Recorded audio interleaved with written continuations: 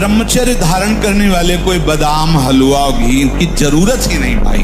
बिल्कुल सच्ची मानिए। जैसे तप्त भूमि में पैर कैसे पड़ता है, ऐसी बिजली रहती ब्रह्मचारी के शरीर। बिजली 60 किलोमीटर बिना विश्राम किए चलते देखा है। कमंडल हाथ में चढ़ ब्रह्माकार वृत्ति चले जा रहे।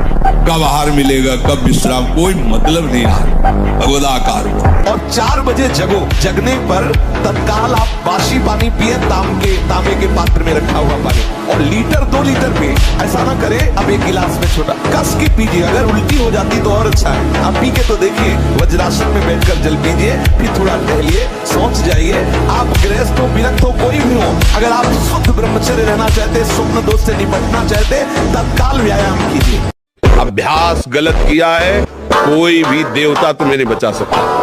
गलत अभ्यास किया है, अपना नाश स्वयं कर रहे हो, किसी देवता या किसी का दोष नहीं। काले कर्म ईश्वर मिथ्या दोष लगा है। ये आचरण गंदे बंद करो बच्चा, नाम जप करो, सात्विक आहार करो, आधा घंटा दंड बैठक मारो, व्यायाम करो, दौड़ो, अभी सब ठीक हो जाएगा।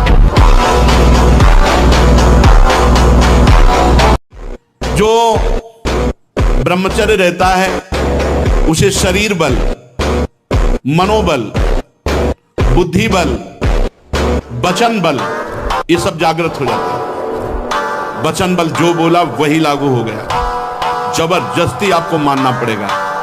और मनोबल जो संकल्प किया अंदर, वही बाहर क्रिया प्रारंभ हो गई, वही दिखाई देने लगा। देह बल, रात दिन मेहनत करो फिर भी थकान नहीं।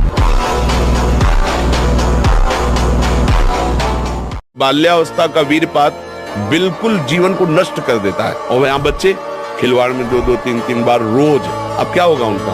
हड्डियों तक की सामर्थ्य नष्ट हो जाएगी। कुछ दिनों बाद देखना बंद हो जाएगा, ऐसे चौंधियाने लगोगे, खड़े होने में चक्कर आएगा, कमर दर्द करेगा, पैरों में टूटन बनी रहेगी, दिमाग में टेंशन बनी रहेगी, पढ़ोगे तो कुछ याद नहीं रहेगा, स्मृति नष्ट होने लगेगी, एक नास्तिकता छा जाएगी।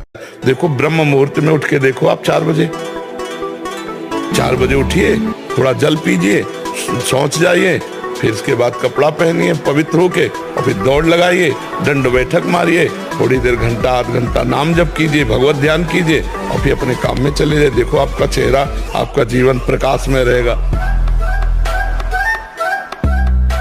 आजकल बहुत बड़ा खतरनाक चल गया है स्मार्ट मोबाइल, इंटरनेट। उसमें क्या है कि बहुत से बच्चे विषयाकर्षण के कारण गंदी फिल्में, जिनमें हमारा शास्त्र आदेश करता है किसी भी पक्षी को भोग करते न देखे। भागवत अन्य शास्त्र भी आदेश करते हैं कोई भी जीव यदि भोग कर रहा हो तो हम ना देखें, और हम मनुष्यों का भोग देखें। उसमें हम सोचे कि हमारा आप कोई क्रिया ना करो, केवल गंदे वो भोग संबंधी चित्र देख लो, तो आपके मन में जो संस्कार बन रहे हैं, जो कामोत्तेजक भाव बन रहे हैं, वो आपको ब्रह्मचर्य नहीं रहने देंगे। सोते जागते उठते बैठते आपका वीर स्खलित हो जाएगा।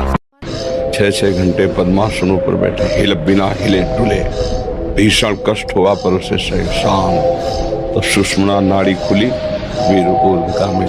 प्राणायाम के द्वारा प्राणों का संयम, शरीर को व्यायाम के द्वारा स्वस्थ, आसनों के द्वारा वश में कर लेना, आहार के द्वारा पवित्र बुद्धि करना, इंद्रिय भोगों का दृश्य श्रवण संभोग इनसे दूर रहना, इंद्रिया पवित्र, तब जाके वीर ऊर्ध्वगामी होता है। उसे कहते हैं अखंड ब्रह्मचारी। ब्रह्मचर्य का नाश करता है। देखने से बदसूरत नजर आने लगेगा, चाहे जितना गोरा हो, चाहे जितना ऊपर से चिकनाहट लगाए हो, लेकिन उसके कपोल और नेत्र बदसूरत होंगे। चिकनाहट से मतलब नहीं है, एक आकर्षण होता है भागवती, होश में नहीं होगा।